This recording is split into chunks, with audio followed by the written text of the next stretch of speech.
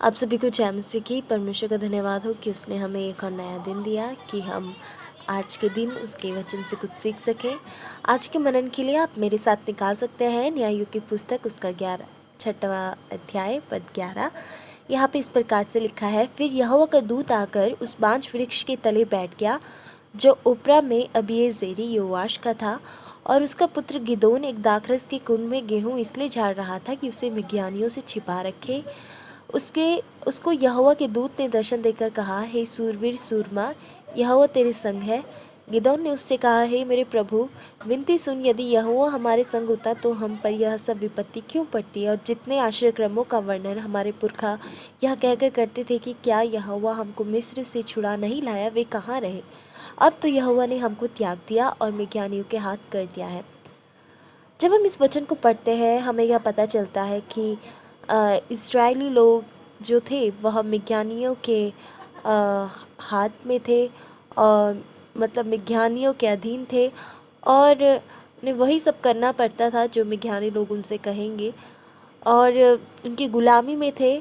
और यह सब इसलिए हुआ क्योंकि इस्राएली लोगों का उस समय कोई राजा नहीं था, और इस्राएली लोग क्योंकि उनका राजा नहीं था तो वो वही करते थे जो वो चाहते थे। जब ऐसा हुआ तो जो भी वो काम करते थे वो यहोवा की दृष्टि में बुरा होता था, और इसलिए यहोवा ने उन्हें मिद्यानियों के वश में 7 वर्ष तक कर दिया। और जब वो ऐसी परिस्थिति में थे, वचन हमें बताता है कि यहोवा का दूत गिदोन के पास आया और उससे कहा, हे सूरवीर सूरमा, यहोवा तेरे संग है। और जब वो इस बात को गिदोन से कहता है तो गिदोन उससे कहता है कि यदि परमेश्वर हमारे संग है तो फिर यह विपत्ति हम पर क्यों। मेरे प्रियो, कई बार हमारे जीवन में भी इस तरह के सवाल होते हैं। जब हमारे जीवन में विपत्तियां आती हैं, परेशानियां आती हैं, हम भी इस तरह के सवाल जिस तरह से गिदोन ने उठाया और पूछा परमेश्वर के दूत से कि यदि परमेश्वर हमारे संग है तो यह परिस्थिति क्यों। लेकिन परमेश्वर, हम अक्सर ये सोचते हैं कि जब हम परमेश्वर के साथ होते हैं तो हम पर कोई विपत्ति नहीं आती, लेकिन ऐसा नहीं है। मेरे प्रियो, हम इस समय से होकर, ऐसे समय से होकर इसलिए गुजरते हैं ताकि परमेश्वर अपनी महिमा को दिखाए और हम अपने चाल चलन में थोड़ा बदलाव करें, हम उसकी बातों को सुने, हम परमेश्वर के करीबी में जाएं। जिस तरह से हमने देखा कि एक यह कारण है कि इजरायली लोग परमेश्वर से बहुत दूर हो चुके थे, और जिस वजह से परमेश्वर ने उन्हें मिद्यानियों के हाथ में कर दिया।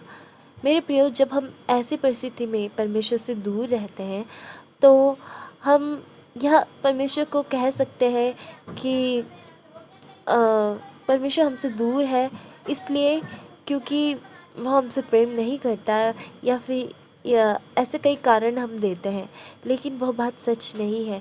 परमेश्वर हमसे प्रेम करता है और परमेश्वर चाहता है कि हम आज़ाद हों।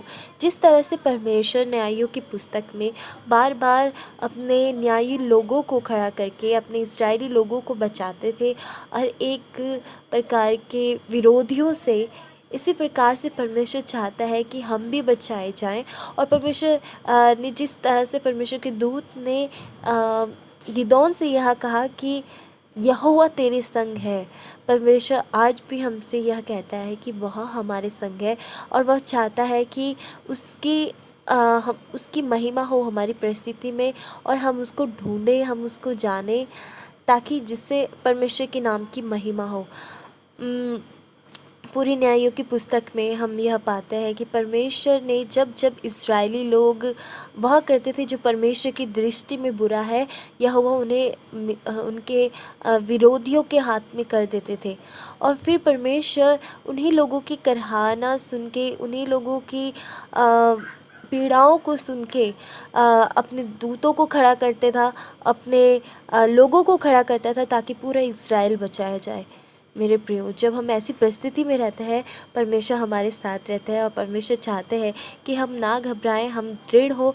और इसी तरह से हम देखते हैं कि परमेश्वर ने पूरे इज़राइल में हमेशा एक बात से उन्हें प्रोत्साहित किया, डरो मत, तुम्हारा मन कच्चा ना हो, आगे बढ़ो, मैं तुम्हारे साथ हूँ, मैं तुम्हें ना छोड़ूंगा, ना कभी त्यागूंगा।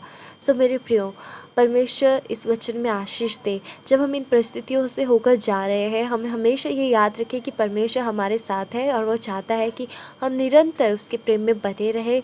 और जब ऐसी परिस्थितियाँ आए, हमारा विश्वास उस पर हो। हम ऐसे ना कहें कि यदि वो हमारे साथ होता तो हमारे साथ ऐसा नहीं होता, बल्कि इस प्रकार से कहे कि वो मेरे संग है, इसलिए मैं इस परिस्थिति का सामना अच्छे तरीके से कर सकता हूँ। हालेलुया। सो आप सभी को जय मसीह की। परमेश्वर के नाम की महिमा हो।